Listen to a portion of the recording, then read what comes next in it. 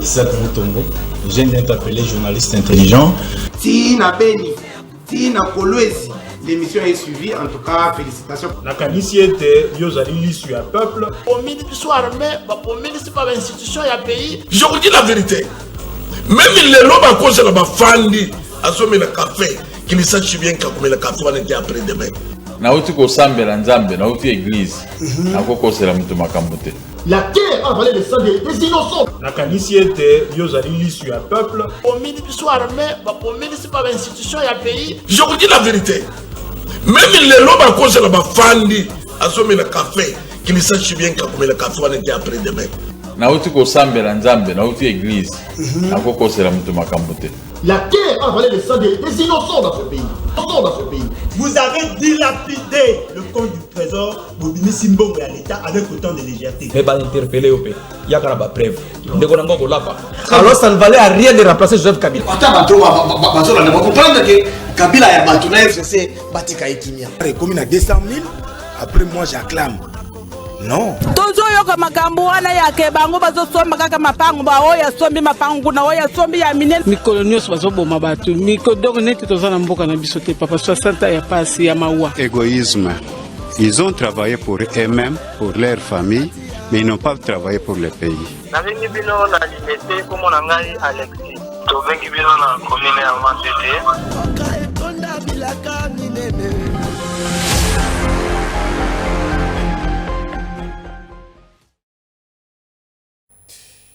Voilà, mokolo ela mon abino balandia émission devant les Congolais, émission tobetaka mingi lisolo na kati ya République démocratique du Congo, bande ko na ngai ndenge na yebisaka bino ete émission du peuple nde ezoporter mikolo charge ya population congolaise, ya souffrance ya peuple benga ba bazali banda bakota na banda kuloba la bango l'émission ya peuple c'est bandi émission o invité permanent ezalaka nde population na yambaka bino pona koloba na bino ete bino nde ba invité permanent na ngai bande ko na ngai l'heure est grave te ka koto ba politicien ba benda na koto ba sala boy koto union sacrée kasi nini ezali koleka penza na tango population ye moko na se retrouver te na tango population sala ka ba banderole pona kokoma ete to lembi régie des autres lembi snel bande ko na ngai kuna ba politicien ba kotala te makambo na bango ezali nde ba élection organisation ya ba élection makambo na bango ezali nde kotala nanu ba oyo kote ba intérêt na bango ezalaka ba article oyo etalaka social ya population kote wana basimbaka te bande ko na ngai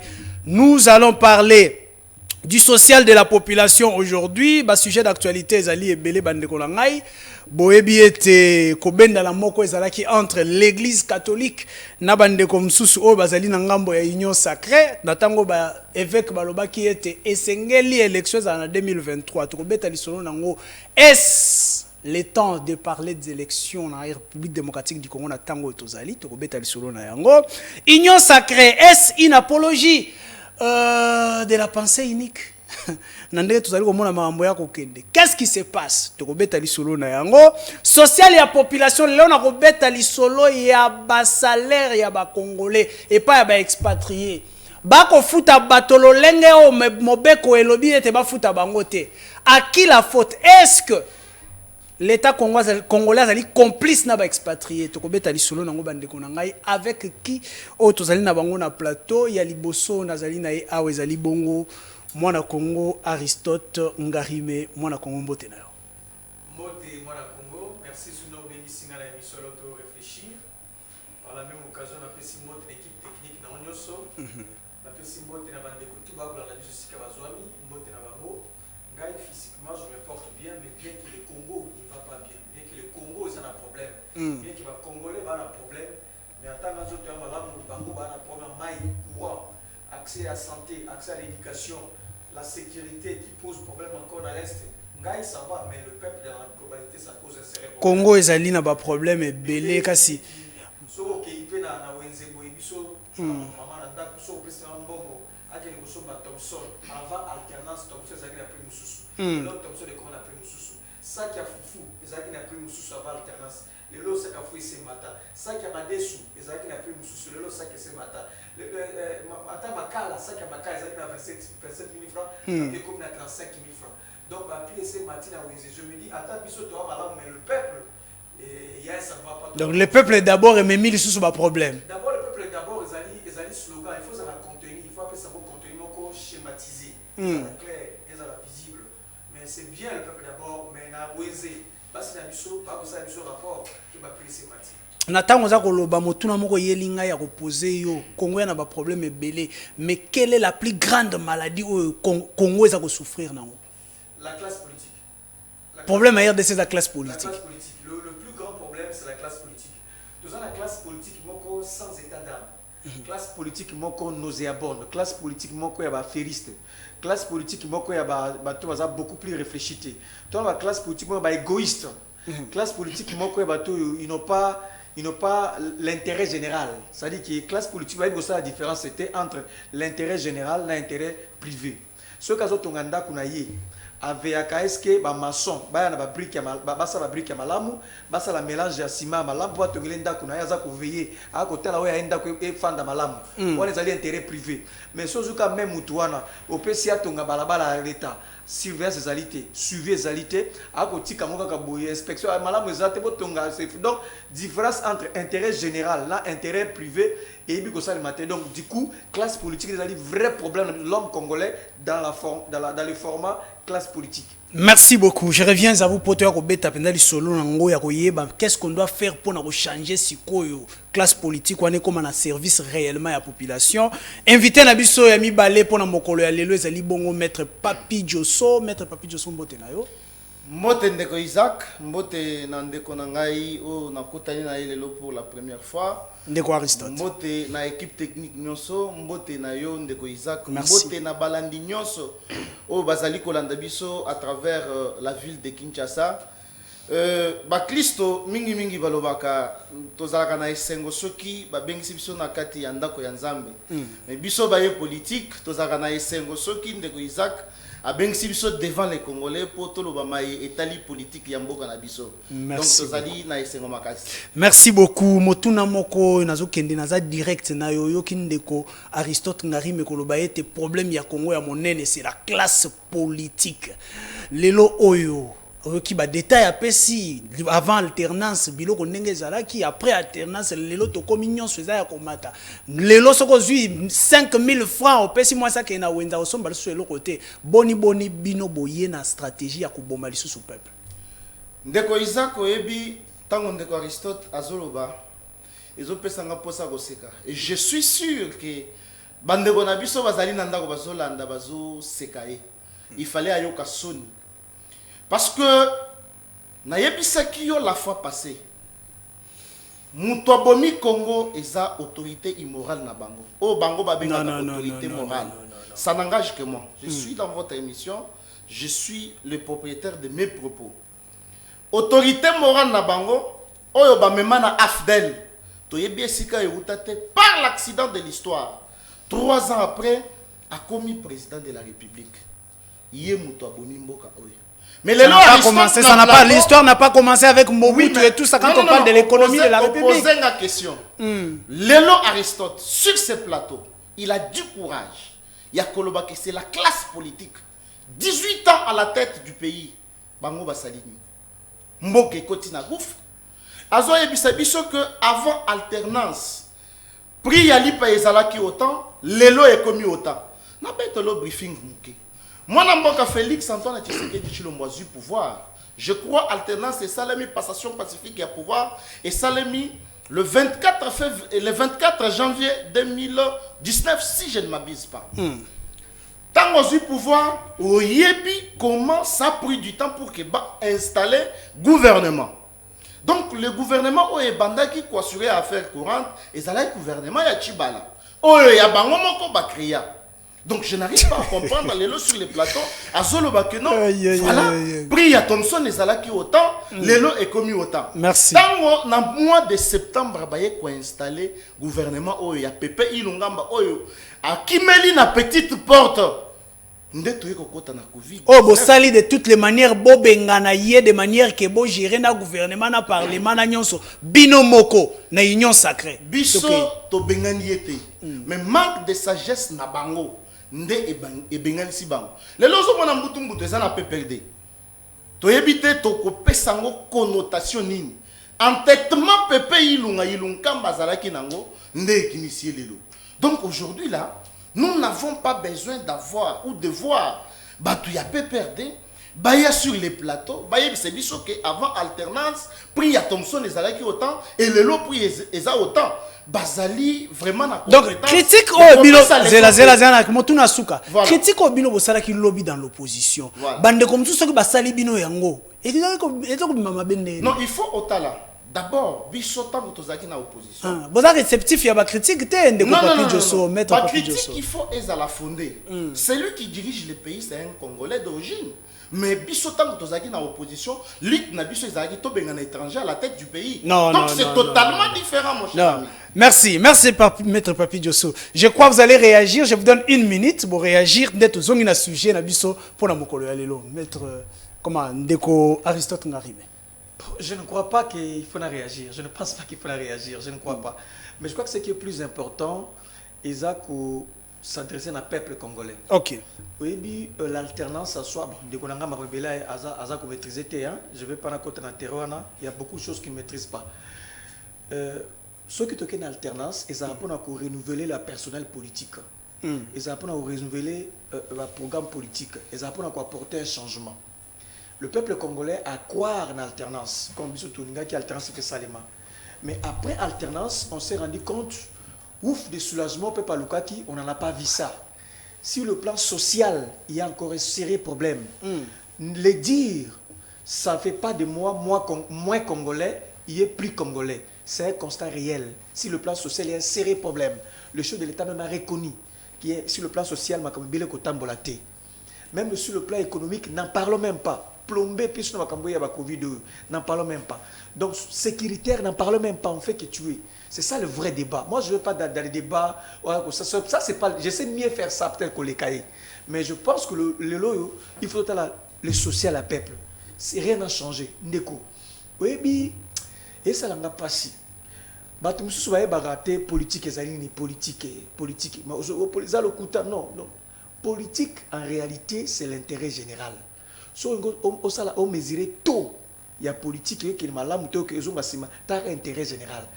Babilo ko za intérêt général donc ba soki politique ko tambla malamu babilo ko lokola nzela babilo ko ba hôpitaux babilo ko ba éducation babilo ko somba babilo ko na wenze colis accès à la santé revenu annuel c'est ça la politique le pouvoir d'achat donc on s'est rendu compte rien n'a avancé jusque là le dire ça fait pas de moi moins congolais lui plus congolais c'est là le débat et puis ça je l'ai dit autrefois ça c'est de la paresse intellectuelle.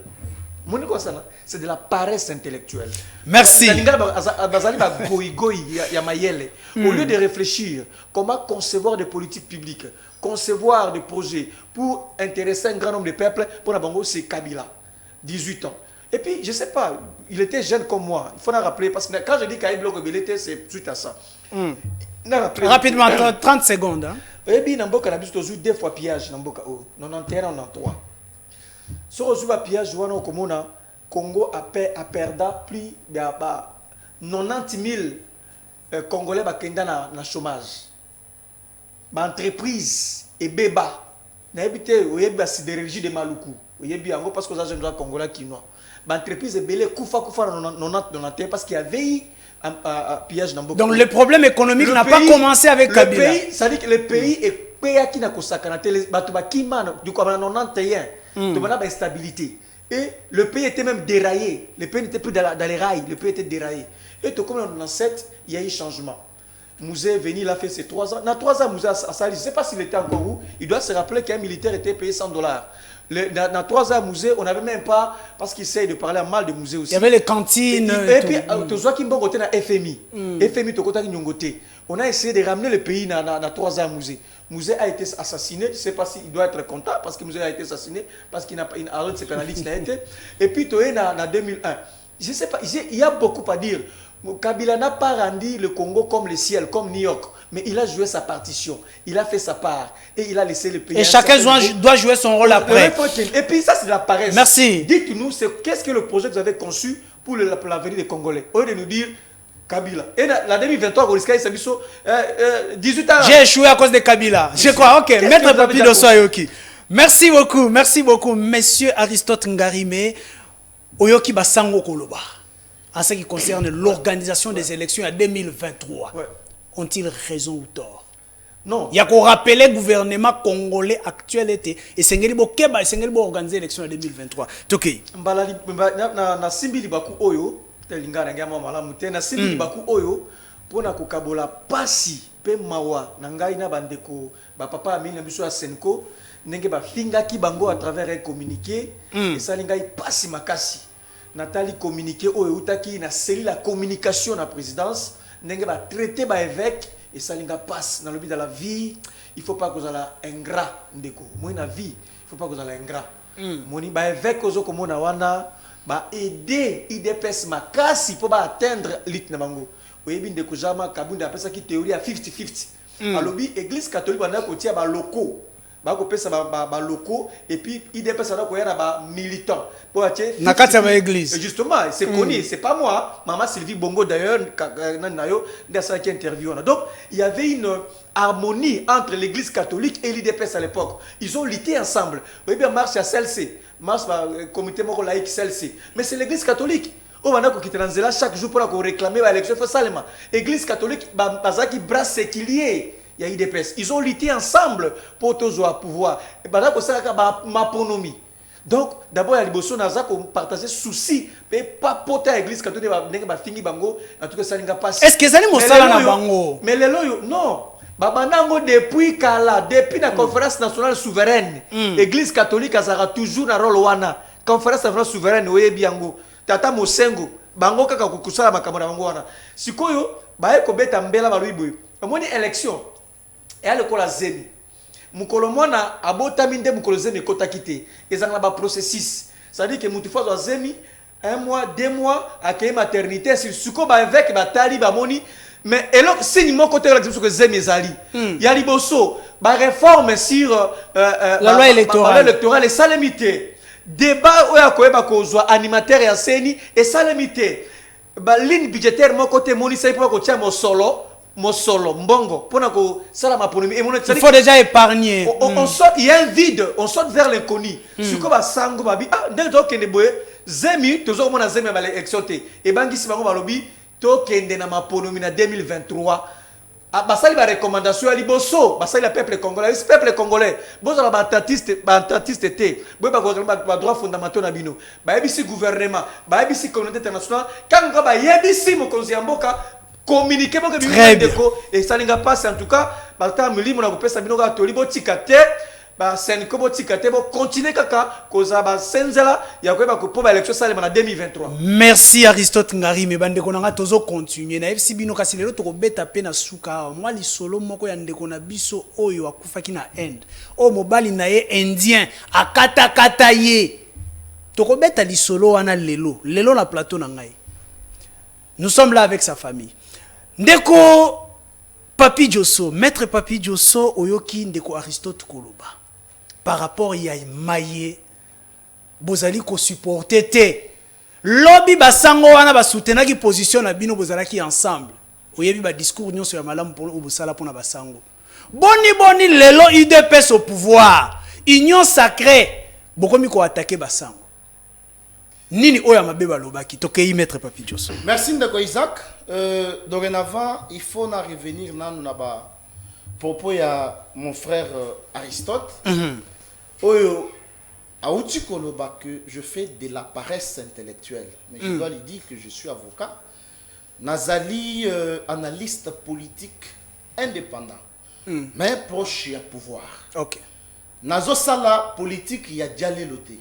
Nous sommes des scientifiques, tozo pesa ba argument par rapport à la question oyo yozali kotuna biso. Très bien. OK. Dire que parce que j'ai connu un professeur oyo à lobaka na biso que ce qui au moni mutu a qualifié mususu na ndenge yi a lobi c'est que c'est lui qui est tel qu'il l'a dit. C'est que ce qui ndeko Aristote à l'opinion que je fais de la paresse politique. Bon, c'est lui-même qui l'a fait. Merci. Je vous demanderai de vous calmer, nos débats personnels. Allons-y maintenant dans le débat de fond. S'il vous plaît, je dois quand même recadrer plutôt les choses. Ouais, c'est bien compris. Il a dit aussi que, au lieu de l'Obama Kambuya social, nous nous attelons sur les noms de Kabila. Mais écoutez, mon cher ami, Kabila, c'est un homme d'État, dirigé Mboko pendant 18 ans. il est pratiquement impossible que Toko Mana Plateau Totanga Kombo na été. Même ce que tu sais qu'il y a l'équilibre le Toko Tanga Kombo na été. Ok. Alors je reviens à la question. Les élections. Qu'est-ce que les pères de l'église ont... à quel niveau est-ce qu'ils ont péché? C'est un avis qui n'engage que moi. Les Maoï à partager dans bande catholique, moi je ne les partage pas. Je n'ai koki kolobango te kezali Mao. Ça n'engage que moi. Oui, que mission ya ba prêtre catholique ezali ya kosa la politique te. Ah bon? Bango bazali banganga ya Nzambe. Et sika na bango ezali na église. Et sika na bango ezali na politique te. Soki lelo bango bazali koloba que élection 2023. Mais écoutez, mon cher ami Shadrach et Isaac, quels sont les enjeux politiques maintenant? Oh, les autres là qui savent que 2023 élection et Kozalate. Est-ce que vous épargnez et puis bah réforme à niveau il y a loi électorale les alités les lois déjà en cours. Est-ce que le même position au Tozalaka en 2016 parce que Kabila a glissé qu'il fallait qu'il a organisé l'élection et Zali n'engage voté la sikoyo.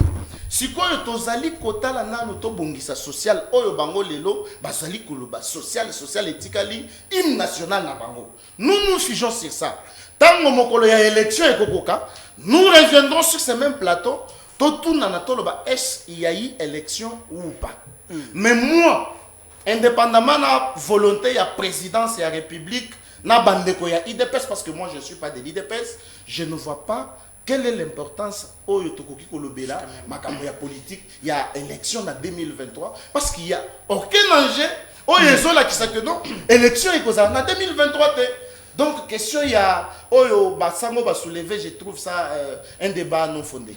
Un débat non fondé. En fait, Ndekolanga Zali, azana planète mususu ozomona zonga na planète terre tozana terre azana na Mars to Jupiter na habité zonga na Congo. Allez c'est ça la analyse pour na tali Congo na lobi boy do 1 élection maponomiza lokola zemi ezala ba processus c'est ça les mapo comme mukolo ke ko pona otie le kasa na irne.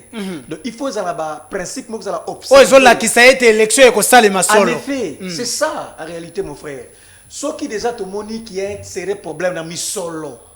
Misolo to beto calculer misolo. Ba rubrique combien d'abord a été confiné ou soit défalqué pour la bomba pour la élection. Il y en a pas. Il y a un souci et bangi sango tout comme Gaï. Il y a une autre thèse qui circule parce que vous allez proche de l'IDPS. Il y a une thèse qui circule. Dans le but élection que ça le matin ce qui recensement et ça limité.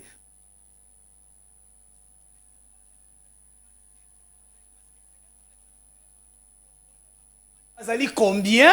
Liboso est toi qui ne m'a pas nommé. Isaac Mutombo, j'aime bien t'appeler journaliste intelligent. Tina Beni, Tina Kolwezi, l'émission est suivie, en tout cas, félicitations. La qualité était, Yozali l'issue à peuple. Au ministre soit armé, au ministre pas d'institution, il y a pays. Je vous dis la vérité. Même les lobes à cause de la fandi, à ce moment le café, qu'ils sachent bien qu'à combien le café va être après demain. Nauti ko sambela nzambe. Isaac Mutombo, j'aime bien t'appeler journaliste intelligent. Tina Beni, Tina Kolwezi, l'émission est suivie, en tout cas, félicitations. La qualité était, Yozali l'issue à peuple. Au ministre soit armé, au ministre pas d'institution, il y a pays. Je vous dis la vérité. Même les lobes à cause de la fandi, à ce moment le café, qu'ils sachent bien qu'à combien le café va être après demain. Nauti ko sambela nzambe nauti église akoko sera mutu makambo te. La terre a avalé le sang des innocents dans ce pays. Vous avez dilapidé le compte du trésor Bobimi Simbongo à l'État avec autant de légèreté. Mais pas interpellé au pays. Il y a quand même preuve. Alors ça ne valait à rien de remplacer Joseph Kabila. Voilà, Bandekonanga, toujours continuer toujours dans Makambo etali élection, tokobeta li solo ya union sacrée. Est-ce que ezali penser iniquité ou comme ko s'imposer na epsi mino tokobeta masolo ya ba salaire ya ba congolais, pelelo tokofan de la peine à moi suka moke ndeko na biso oyo akufaki na end. Yango nde toza ko continuer, je crois malobezaki na epa ya ndeko Aristote na moi lombango parce que là je vous accorde 30 secondes, 30 secondes si mandé toleki na sujet ya mibale. Voilà ndeko Aristote. Pour Makambo etali mapono élection Senko banganga nzambe bana raison parce que si basignale ya makasi ya kolakisa mate misolo tia pembeni te na libenga ya l'état non seulement misolo tia pembeni te ba réforme ya balé électorale eza kosalema pe te sur terrain tomoni si le pragmatisme eloko moko te malamu esalemi yango banganga nzambe baza na raison ya kobeta mbela sikoyo bango bande kwa IDPS ndeko aza ko soutenir ba babi il faut qu'on lier élection na recensement élection ko sale maté so ba sale recensement té yana baki boy c'est un faux débat, c'est pas un débat scientifique, c'est pas intellectuel.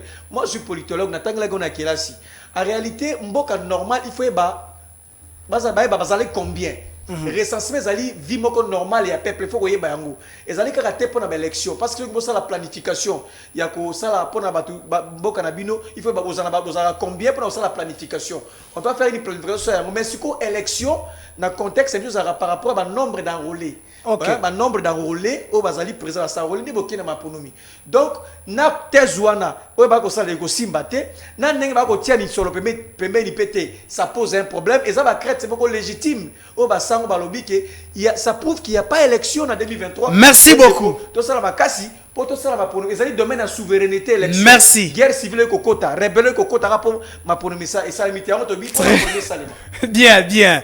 Je crois bande kolanga toza ko évoluer to kei déjà la sujet na biso ya mibale oyo liboso etende ko Papi Josso je crois ko réagir kasi na moi lombango penza parce to ko courir derrière le temps motuna na ngai pe na betio kaka mbala moko to kei lelo oyo to moni na Sénat candidature unique na Assemblée nationale candidature unique kyungu kuna na katanga candidature unique est-ce que lelo bokomi ko zongisa démocratie na biso simate. Je crois que nous réagir dans Ndeko Aristote peut répondre à Motuna na biso. OK. Merci Ndeko Isaac. Ndeko Aristote estime que Nazali na planète Mususu, c'est pour dire que oh Nazali Koloba ezo rencontré réalité il y a enjeu politique il y a Congo. OK. Mais au lieu na kota na débat, je réponds par une seule phrase. Allez-y. Nazoka ni sisayeli kamomoko. Ndeko Lambert Mende Oyazalaki, ministre, il y a communication média à l'époque, a soulevé ce débat, il y a organisation à l'élection. C'est pourquoi le col Nazana, planète Moussous, n'a réagi selon, bon, n'a réagi dans ce sens-là. Il avait dit quoi? Il y a un politologue, un juriste de formation et praticien du droit. Article 70 de la Constitution et le Bénin. Tobenga kulutu nanga Lambert Mende aya awa ce qui ndeko Aristote akoluba tozongi sandeko Lambert Mende apparemment boza copier nyonso bino botelemela kilobi alors toza kokende wapi tozali ba légaliste n'est-ce pas un article parmi les 220 articles ce qui 222 il y a constitution na biso. Est-ce que tu peux écarter yango s'il faut suivre cette voie-là? Yango ne nazo répondre na ndeko Aristote. Ce qui te bengi kulutu nanga Lambert Mende. Aye na plateau awa. To latisie casquette il y a 2016. Akobete le biso article. Merci. Septembre. Est-ce que lelo comme il pensait unique tonini. Tokei na union sacrée. Non. Ce n'est pas ça ndeko Isaac. Nazali ni député, ni sénateur, ni député provincial ou bien national. Mais bah députés, voilà, ce sont des hommes d'État. Est-ce que ce que y a dans le Sénat, au concours que bah interdire à tel ou tel autre sénateur à postuler, si ndeko modeste bah a trouvé bon, il y a qu'à postuler et que baninga bah postuler te baning. Même chose. Mais dans l'Assemblée nationale, bo écarta ba candidature, mususu. Ba écarta bango au mona ki nani ya IDPS kuna na Assemblée nationale au abandaki ko diriger Makambouane. Ou bien c'est le bureau provisoire ya Assemblée nationale nde ebandaki ko diriger yango. Alors il fallait oui ça que non président de la République a dit que non voilà, bosala botango zolo ba ke bo diriger. Ce sont les députés eux-mêmes qui se sont pris en charge. Mais dire que non Ezali, ceux qui union sacrée, bozo mais makambo candidature unique, non. On a interdit à personne de postuler. Est-ce qu'aujourd'hui vous ne tombez pas dans la erreur au boloba qui lobby pour la FCC, il y avait de mots d'ordre, ils ont ça masque. Ils ont à respecter qu'on a bon voter moto, bon ça là, ce n'est pas ce qui se passe dans la union sacrée. Biso tozali na mot d'ordre te. Biso toza ba démocrate. Ba makambo na bango ya désordre oyo bazo yo que la autorité immorale na bango et pas na biso ezate et pas na biso c'est la démocratie. Donc voilà ce que je peux dire quant à ça. On n'a pas interdit aux sénateurs, on n'a pas interdit aux députés de postuler dans le poste wana. Merci beaucoup. En tant que responsable, ils se sont organisés, les candidats au Ezalaki, voilà, merci beaucoup. Ndeko Aristote Ngari, mais je suis très à l'aise quand on a reposé au Motuna en tant que politologue aux Ali. Vous connaissez ce que c'est la pensée unique. Est-ce que les autres kolobaïté to komi ko zonga moi sima na démocratie? Non, Ndeko, encore une fois, merci pour Nandengo Pessinga Maloba. Tozali Kozonga Sima, effectivement. Oui, naissance même à la République, hein, et là qui sera, ma voix fait les belé, ma voix discordante. Il faut, toi, le balalolenge belé. Vous qu'on renfermer, tout est quand on a une seule pensée, une union sacrée, non. Même si vous voulez créer une union sacrée, il faut admettre, ma pensée, monsieur Zala, ma son de cloche, monsieur Zala. Donc, vous avez un mécanisme côté. Si vous réfléchissez, vous avez un maman battu na makala. Bon, takeo. Ceux qui basangou avec koloba. Non, au basangou. Non, c'est ça le vrai problème. De plus en plus, c'est la dérive dictatoriale. Et ça qu'on s'est installé. Toujours qu'il y a une dérive dictatoriale. Ou et la dérive dictatoriale, c'est les trois pouvoirs tels que Montesquieu, le baki et Kozanabo comme Mutumoko. Donc il faut gagner Assemblée nationale. Pouvoir législatif, pouvoir exécutif, pouvoir judiciaire. Concentré entre le maître d'une seule personne. Or, Bissonakala, tu travailles à Moutumoro, tu es évacué à place à Outa, comme on est Kengo à Dondo. Tu as 12 ans à Kamba Sena, Bisso, tu tiens mon boulot. Bon, comme Azaki Eli à Kamba Sena, tant mieux, tu tiens à travailler. Nous, on a travaillé avec lui pendant 12 ans. Il avait sa pensée, Boébi Makamna en 2015, dans l'électorat Makambasala Bisso. Mais on n'a pas fait un problème. Donc, ce tout aux accords mécanisme, la République perd son sens, la République perd sa saveur. Donc, nous voulons qu'il y ait des voix discordantes. Et c'est ça le vrai problème. Il y a un autre comme on a le loyo qui tient à la Sénat. Il y a un Sénat dans Sénat. Ça veut dire que il ne faut pas supprimer le Sénat. Il y a même un grand débat aujourd'hui dans il faut que le Sénat. C'est un rôle. Je crois qu'un jour, quand nous invite nous à réfléchir. Parce que le lobby le était Sénat, ça n'a pas budget. Mais je souhaiterais un jour réfléchir sur Yango. Ceux qui Sénat à la mais pour moi, le vrai problème aujourd'hui, c'est que ils ont un rôle initial. Sénat est émanation de la province. Les députés professionnels et les sénateurs. Les sénateurs, certes, ils représentent la province. Ils ont intérêt à la province. Dans la qualité de la province, la Caisse nationale des prérogations, ils ont soutenu l'inégalité entre la province dite riche, dite pauvre. Le Sénat est là, n'y fait absolument rien. Le Sénat, c'est la sagesse, c'est la retenue, c'est un peu de réserve, rien n'y va. Entre-temps, pour ceux qui s'en déconnent, IDPS,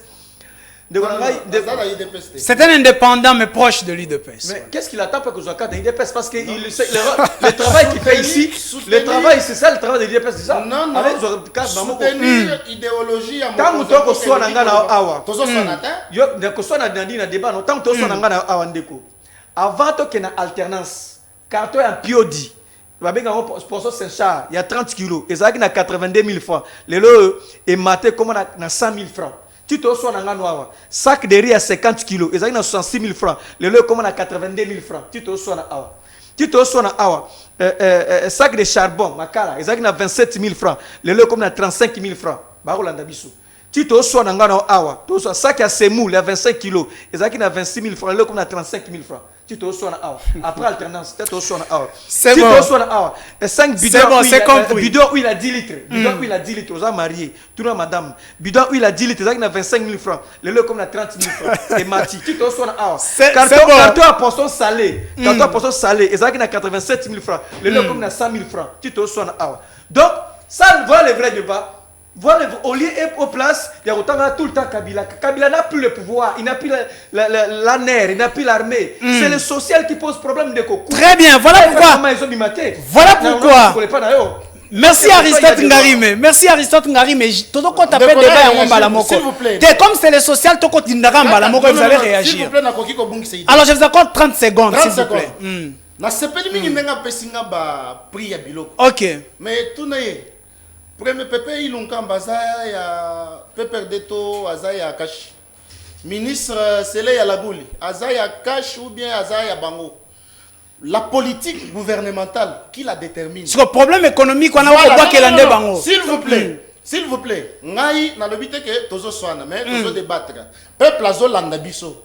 il a répondre à ça motema na ba oyo premier ministre azaya obédience ni ministre finance budget na ba économie nyos bazaya obédience. Merci ndeko ayoki wa ko répondre bandeko na ngai boyoki bandeko bango moko ba mikendeli déjà social ndesika na yambaka bino téléphone na ngai fongwami boyoki ndenge nini ba ko pesa biso ba statistique lobi ezalaki boy lelo ezikomi boy koto yo balobi ezali biso te ezali nde bandeko ya FCC na bandeko na ndeko Kabila ndala longwai toyoki bino moko téléphone na ngai fongwami pona koyamba bino na tango na ko tuna bango mosala na bandeko na biso ba ko sala ka mosala na koti na supermarché moko garde moko lobi ndeko na nga lobela ka pe biso boni ba ko futa ka biso mosolo ya soni na tango l'état congolais azali ko exister boni ba libanais ba indien ba chinois bandeko na biso ba expatrié ba ko komawa pona ko futa bandeko na biso mosolo ezo koma ta $50 te l'état azali wapi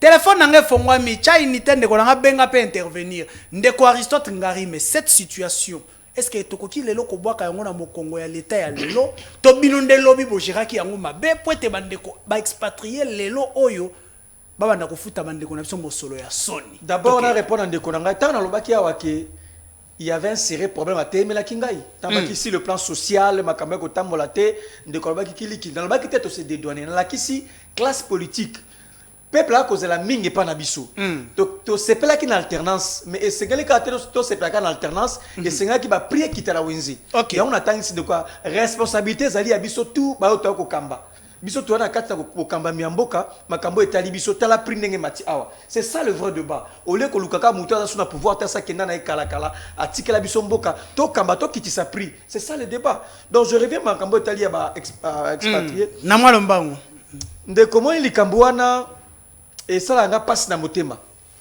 Je crois que tozali d'une part complice na lolenge ba traita ka bande ko na biso o ba sala ke pa ba ndeko ba libanais wana institution zali contre yango.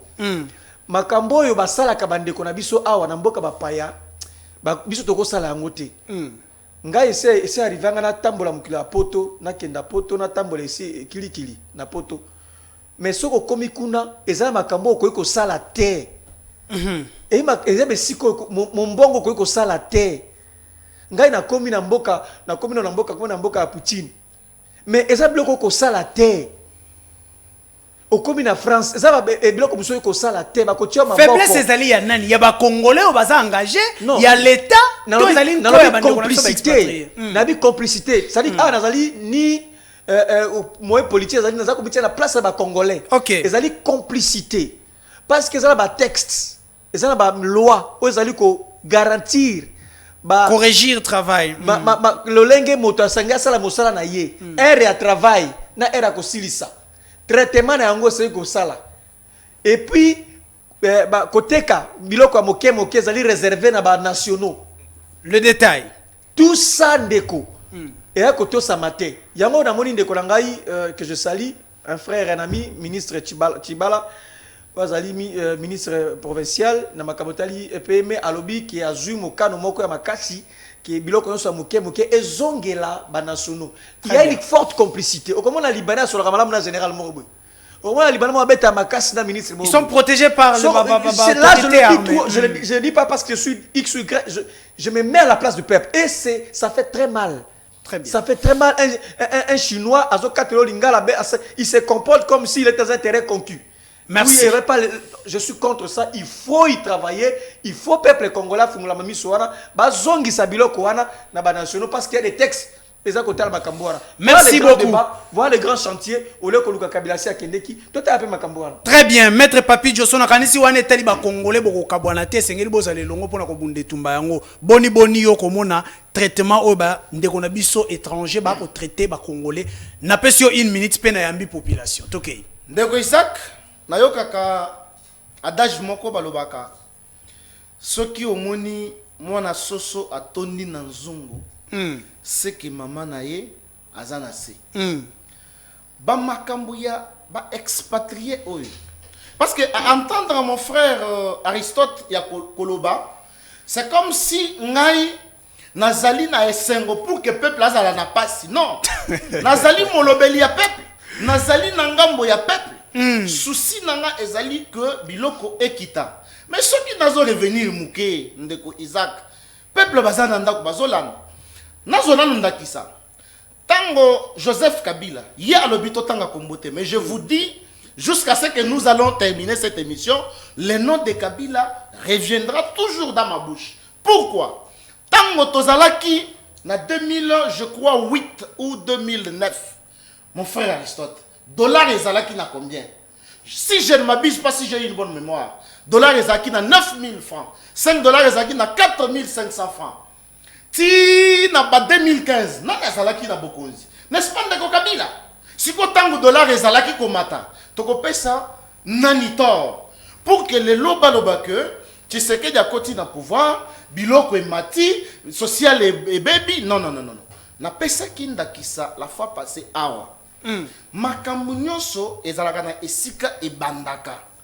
Le président de la République azana kati ya kosala ba effort pour na kobongisa social. Les efforts depuis 2 ans on a fait des efforts. Depuis 2 ans résultats selon la nature. Na yebisaka yo. Soki baboti mwana lelo. Akotambola lelo te ba mama bazolanda na ndak. Mwana il faut azwa élan. Okomona bandi konguluma, okomona bandi kotelema. Donc c'est ça le travail oyo mon konziamboka. Merci beaucoup, merci beaucoup. Pour que le social yamboka na biso ebonga, ça doit prendre du temps. Na pesa kaka exemple. Merci. Oui, merci ndeko Papi Josso. Toka population, deux appels na pesa bino maloba asuka, tozongeli bino. Merci. Toka population bandeko na ngai, je suis en direct. Na fongoli siko téléphone pona koyoka bino. Na yoka bino siko bomi lobela bino moko na yebisa bino ete soki omi lobelité. Eza lokola ozimboka oyo kabia na maboka ba politicien. Merci beaucoup. Appel à Liboso. Tokei. Allons de Kobengi biso api kombo nani? Oui, ndeko nanga depuis Changu réaction na weza nini émission na biso ya lelo. Ndeko pardon na nenga mabiti. Tunende ko ide eswa na zekoloni. Ete kasi oyo ezana mboka oyo azomona ngo tazomona. Ete jamtaza na pouvoir kabila kutunga koka komona. Lora déjà tanga kutaka izalaka teo mukuta salaka 30 ans. Pourquoi bango le basala kumika kombo ya mutu kombo ya mutu tozomona kula moko. Merci beaucoup ndeko ngai ndeko Papi Josso appelo e beti yombala moko pona koloba na oke muzeta ngwayaki muzeti kala koloba te ke Mobutu azako bloquer. Muzeti kala koloba te oyo nazo échouer lelo ezali pona Mobutu. Nazo peso maloba o répondre. To ya maranu population bandeko ngai on est en direct na o recevoir bino déjà. Pona ko beta lisolo na kati ya République démocratique du Congo. Oh là là, perturbation bandinga déjà awa. Allô ndeko bengi biso api kombo nani? Allô? Oui, maman na biso kima mwa mosika ya télévision to kitisa volume nyonso to yoka yo malamu. Na solo babuye. Oui, maman na ngai. Seigneur va vous la litomboka miloko ematika lupo makambo ebanda na tango akabila ti tanto komi siko. Merci beaucoup ndeko na ngai. Papa et Nathalie Istanbul. Merci beaucoup ndeko na ngai, merci. Appel ya suka pona mokolo ya lelo. Allô ndeko bengi biso api kombo nani? Allô? Oui, ndeko nanga kima mosika penza ya télévision na awa nazo yoka son ya télévision na. Allô? La kima mosika télévision. OK, lo bande ko. Ndeko nanga. Kina nanu Aristote wana. Kina Aristote bango ba di biso combien de fois awa. Bala sabu sa clarté moko te na mboko. Bon. Tout le monde a beaucoup de jamana parti donc souffrance oyo yekuta kugule kana na télévision ya ko sala ba débat ya wana tolobi boya utikela biso mutu oyo adijibo kana to kende poto ko boya n'importe quel mutu to boya ha mutu neso jamais. Merci. Merci. Asala Aristote wana bafana nanu mupanti boko bobatika kokosa kabiso te. Biso peso sa intellectuel ko leka bango. To fani na biso poto kuma na nukuna te. Merci beaucoup ndeko langai. Merci beaucoup kasi na courtoisie ya émission na ngai soko ko benga ndeko Aristote, benga ndeko Papi Josso ko sala nga malamu ndeko benga ndeko Isaac. Voilà ba appel na bino ezali ko kota kasi toza ko leka na deuxième partie ya émission na biso pona ko yamba ndeko oyo tukosola na makambo ndeko na biso ya kufaki na end na ko pesa bino maloba ya suka mais bon gérer penza 30 secondes na bino. Je crois que je vais commencer avec ndeko Aristote. Caméra ezali pa ina yo ndeko Aristote. Liloba ya suka pona émission na biso ya lelo. Non ndeko, maloba ya suka. Na koloba ete mingi na ba jeune. Na ngina eba na 2 ans oyo to ya chômage ekiti de combien? Combien de jeunes bazu misala? OK. Peut-être naza informé te, peut-être ndeko nanga IDPS a informé ngana. Parce que esa langa pas sindeko. Ba statistique to eba tiango na l'époque, lelo ba statistique ezala sous-souté. Parce que ba taux ya chômage ezaka ko matama kasi. Jeune na zude ya musala oyo pena to ebi jeune a été engagé ba ngo futaye ezalité ndeko lelo makambo etali mai ya komela na moni mutu kamwe ko tambola lelo ko don de la présidence de la République ba ko pesa ba mai zo masuna ba pompité mai ba ko kabela ba ba mituka na ba couple ko to komi na Yemen ndeko pire encore Congo ba tu ko classango lokola deuxième pays du monde le malnutri ndengo za ozali malnutri nga plaza malnutri plaza malnutri ça toli ya malamu te. Après Yémen, c'est le Congo. Le Koufa à petit feu. Ça dit que Congo, c'est le Yémen. Merci. Les fonctionnaires n'en parlent même pas. Guerre na est, insécurité na est n'en parlent même pas. Bah tu ko ambassadeur ma tu ko Koufa na ma insécurité à Koufi. Donc Mboka ezako bangi sabiso ba jeune. Avenir comme une menace. Ola ola mukebi na rubuna ndenge pour avenir na ngai.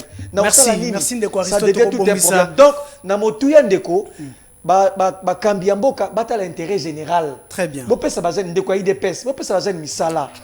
Très bien. Je crois ndeko Aristote bomba makambo yo ko bimisa ngona nu tete ko sala émission mo matoko beta kaka social, pas de politique. Maître Papi Josso na moi lombango 30 secondes na yo pona ko clore na émission. Merci na ko sala paye le même nombre de minutes oyo. T'es géré 30 secondes. Nazo gérer yango. Maloba na nga ya suka. Na ebika bino bolingi ko copier Kabila mingi. Ko répondre na téléspectateurs Nabiso oya lobby makambo ya social na uti koloba awa que social il faut ezwata na pesi exemple ya mwana biso nyonso tozali 2 ans mwana lobara déjà tika ko finga peuple congolais azangi mai ozo bisazela azela na azangi mai azangi courant tika ko finga peuple congolais ndeko Aristote toi accorder 30 secondes. J'aurais souhaité maloba nanga suka ya mwana parce que akatingata j'aurais souhaité attaquer mutola muka loba makambo ki yepe perdre. Ah bon? Parce que Batonanda Kobazola. Bazal sous ba congolais te parce que le 18 ans mon cher ami. Oh. Mais dans 2 ans vous obligez à Tshisekedi de créer un monstre. Maïa komela maïzate. Na livre lancé balobaka.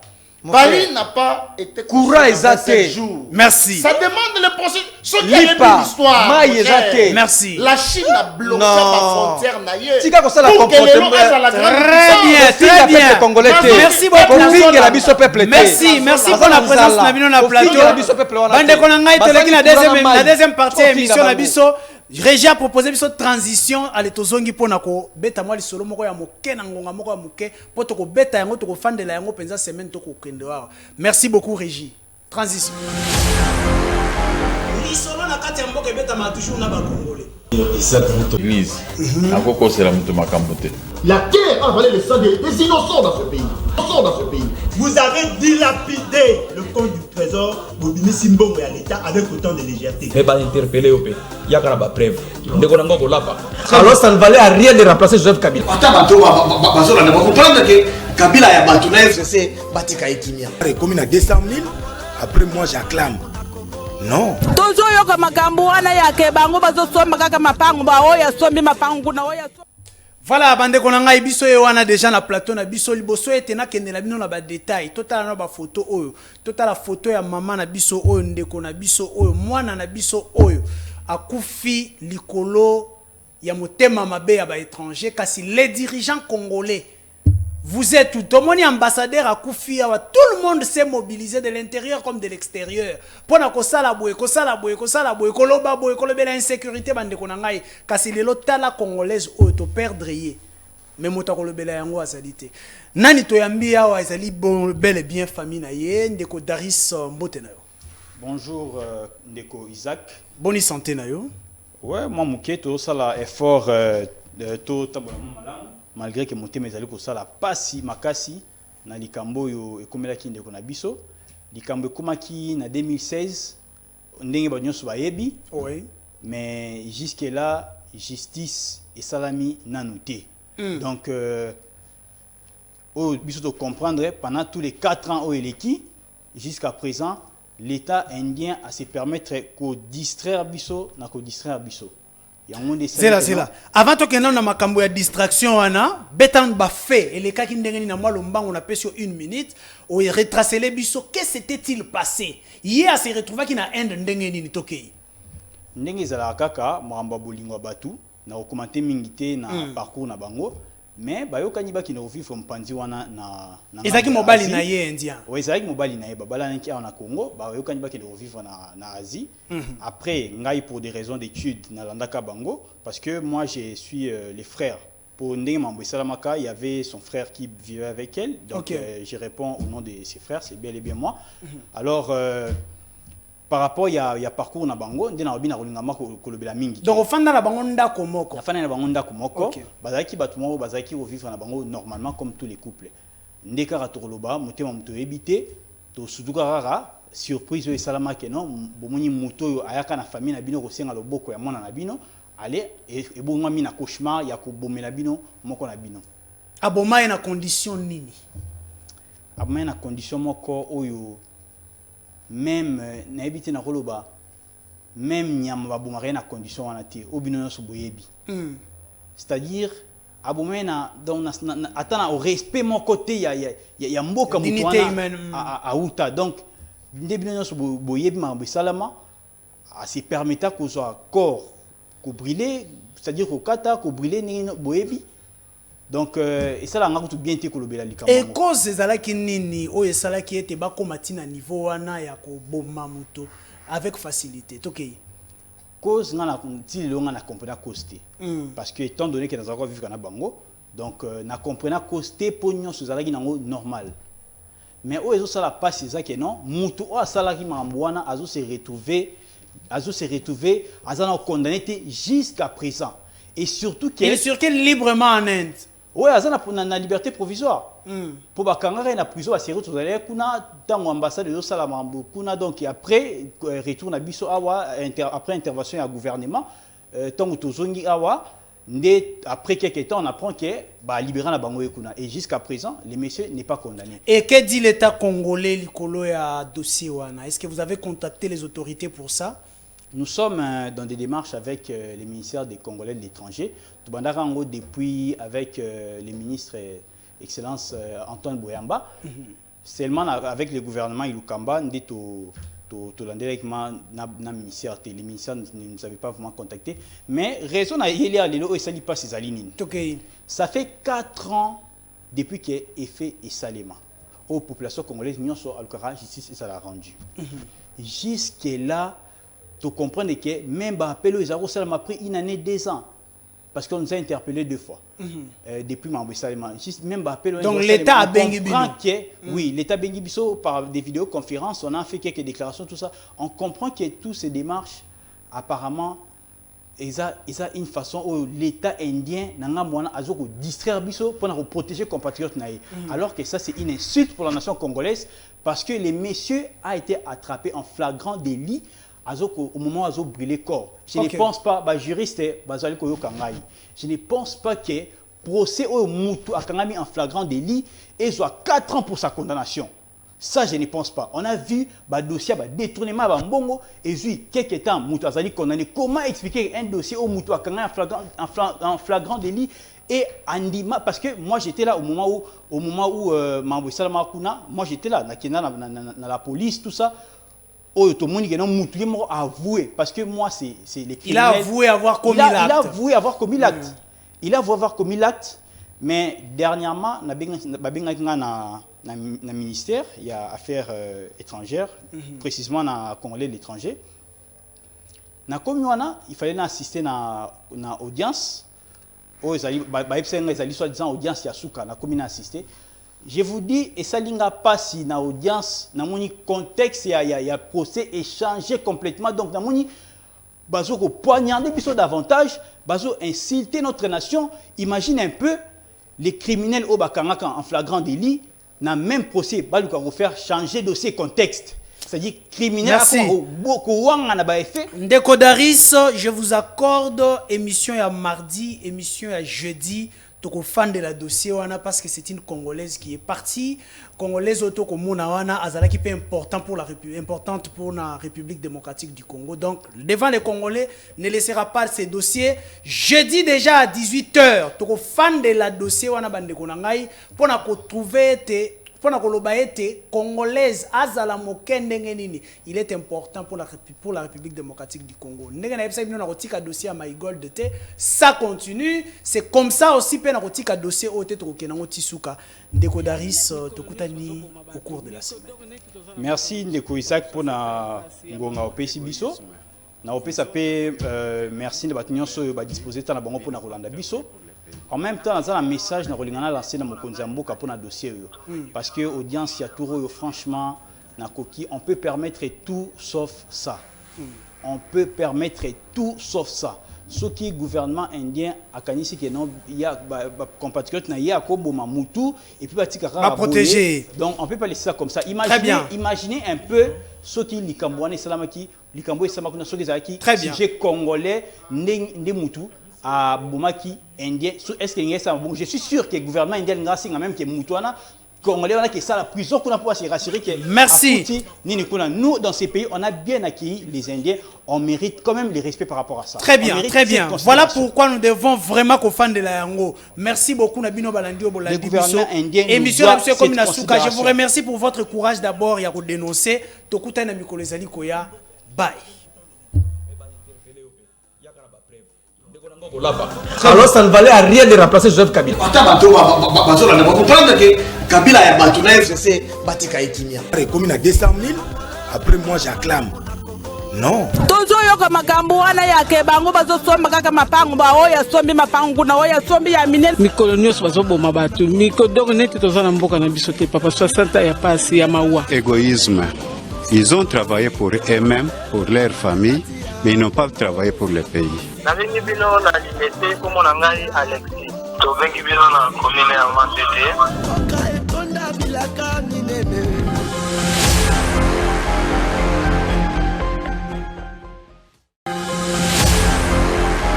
Lisolo na kati ya mboka ebeta ma toujours na bakongo.